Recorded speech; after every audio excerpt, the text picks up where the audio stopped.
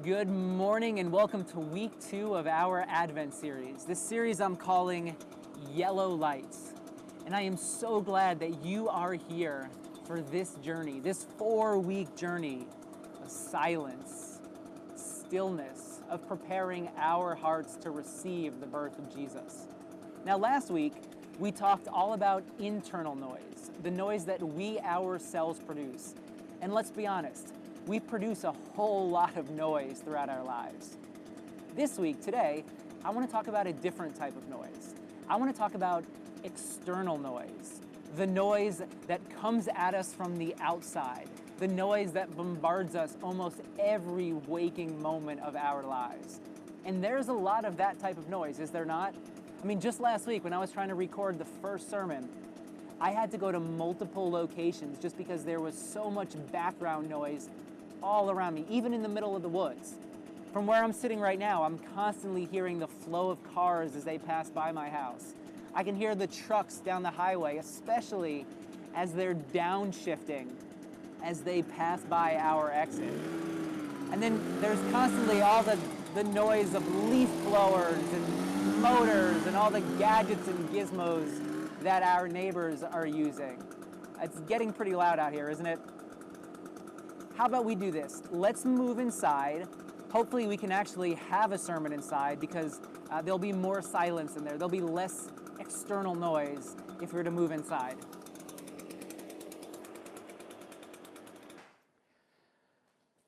All right, I think this is gonna work much better. Or at least I thought it was. Constant noisemaker. Now, for this second week, we're going to talk about the external noise. Hey, how you doing? All right, give me a few minutes, all right? Okay, let's wash your hands. Now, beeps, buzzes, the TV is going. All right, clearly this is not going to work to give a sermon. I'm going to move someplace else where I think it's going to be much quieter, a place where there actually is some silence.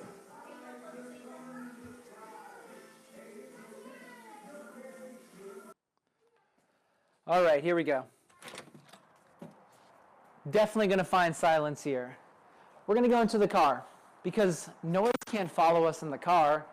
The car, it's like our sanctuary. It's the place we go to escape all of the noise, to be by ourselves. The problem is, maybe you're like me. When you step into your car and you turn the car on, here's what happens. Noise. You're greeted by noise. Your car on until the moment you open the door to leave and be bombarded by other noise. Noise is with us, even in the car. Maybe it's not music, maybe it's a podcast, it's talk radio, whatever it happens to be. Even this sanctuary, this capsule that we're in by ourselves is filled with external noise. And we've been talking all about audible noise, the noise that you can hear. Let's talk for a moment about noiseless noise or visual noise. Remember this thing? The thing that we all choose to carry with us every waking moment of our lives, the thing that is never more than a foot, 2 feet from our body. The amount of noise and the different types of noise that this thing produces. Have you ever been waiting in line? Maybe you're shopping, you're bored. You're with someone, they're watching TV, you're not interested in what they're watching. You grab your phone, and what do we see everyone waiting in a line doing? Neck crammed down, staring into the screen of this phone. Maybe you're surfing the web, looking for information, input after input, one page after the next. Maybe it's scrolling through your social media newsfeed, which is simply this. It's an endless scroll. No matter how many times you keep flipping up, there's a new story, new information, a new picture that greets you. You have your email on here. You can look, okay, what are people trying to tell me? What messages are people sending me? We're constantly faced with visual noise as well, all trying to capture our attention. Think about Black Friday, an event that we just experienced the other day. What is Black Friday all about? It's about people making as much noise as possible so that you can buy their product or their service.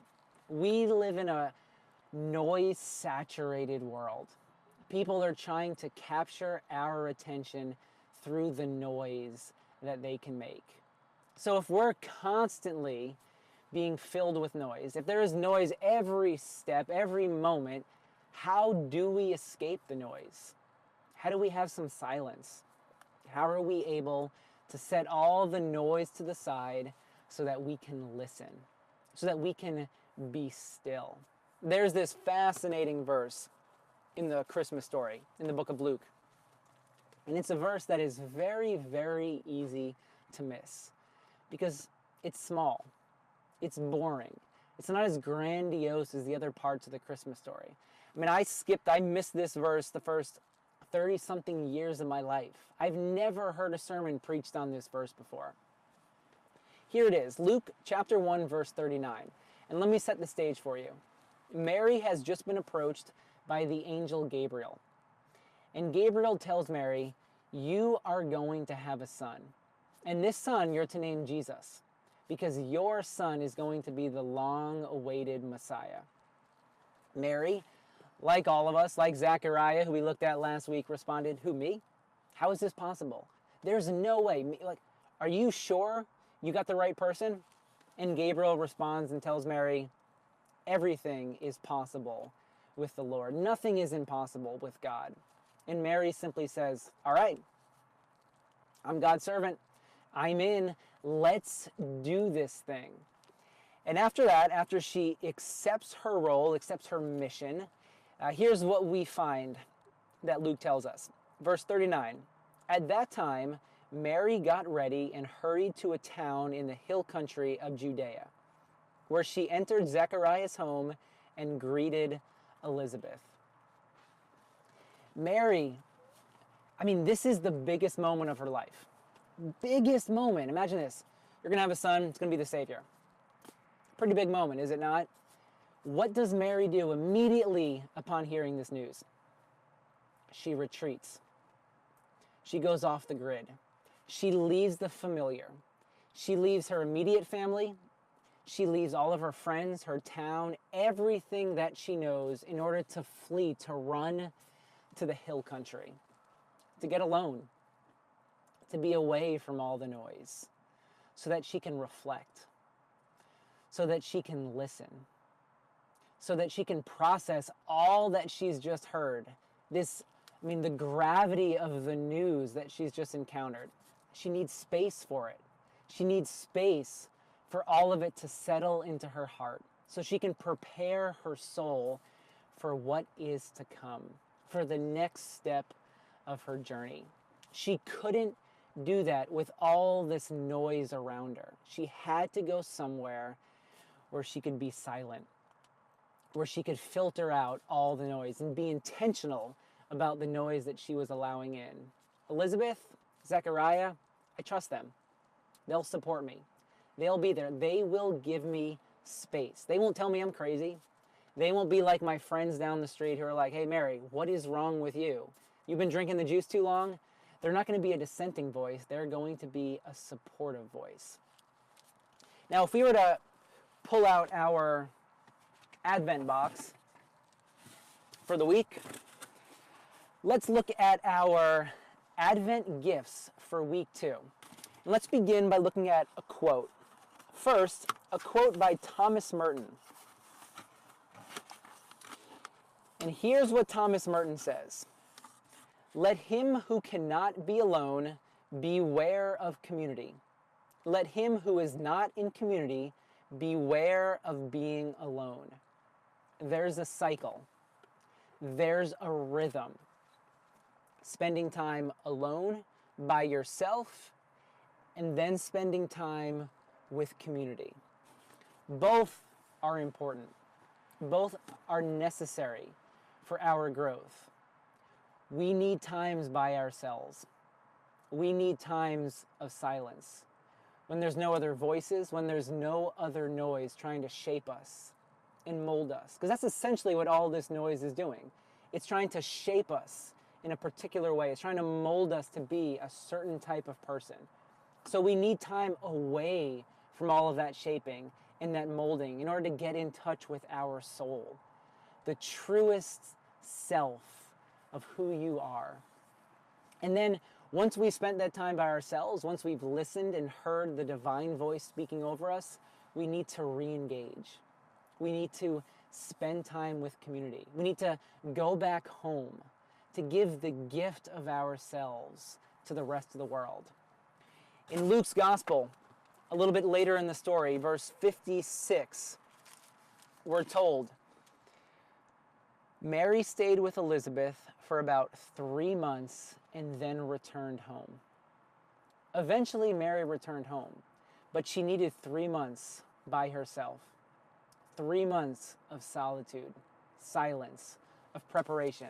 I mean, even Elizabeth herself, if we went earlier in the story, once she and Zechariah heard they were going to have a son, verse 24, after this, Zechariah's wife Elizabeth became pregnant and for 5 months remained in seclusion. 5 months remained in seclusion. These would have been probably the 5 months before Mary came to visit her.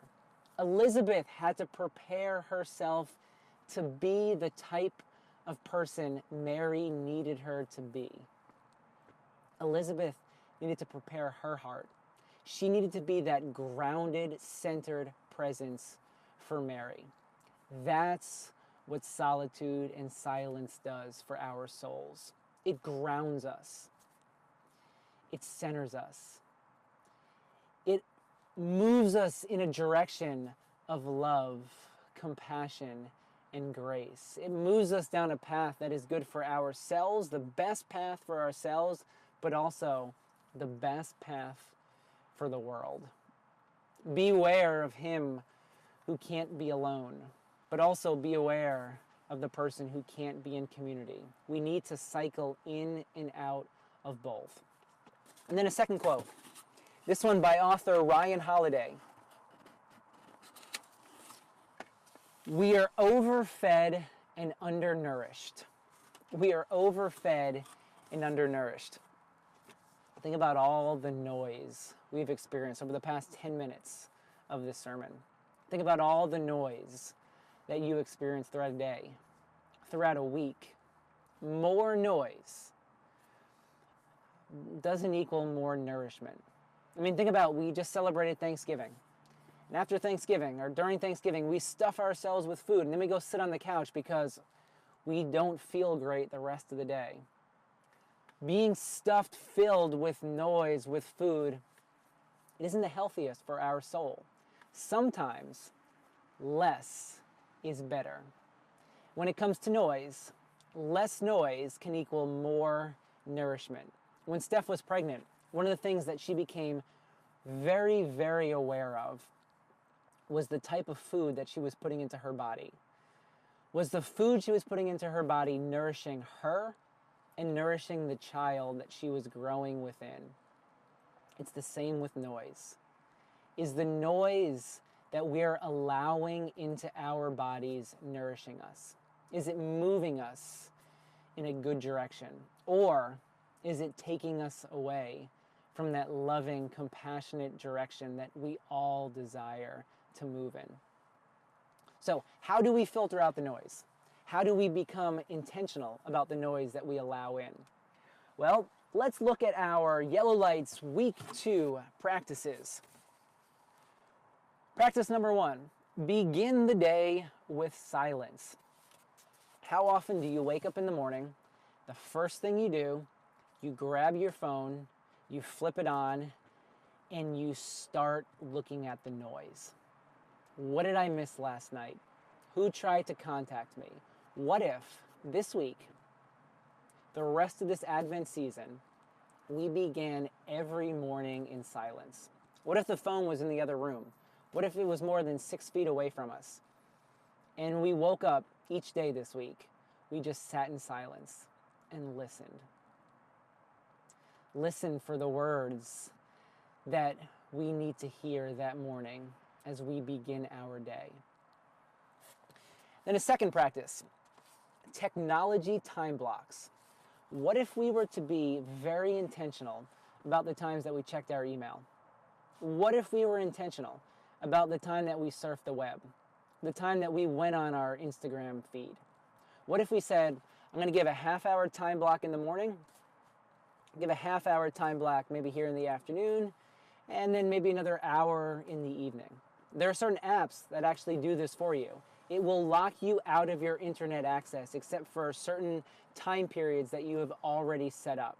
What if we were to say, I don't want 24-hour access to my email or to my internet?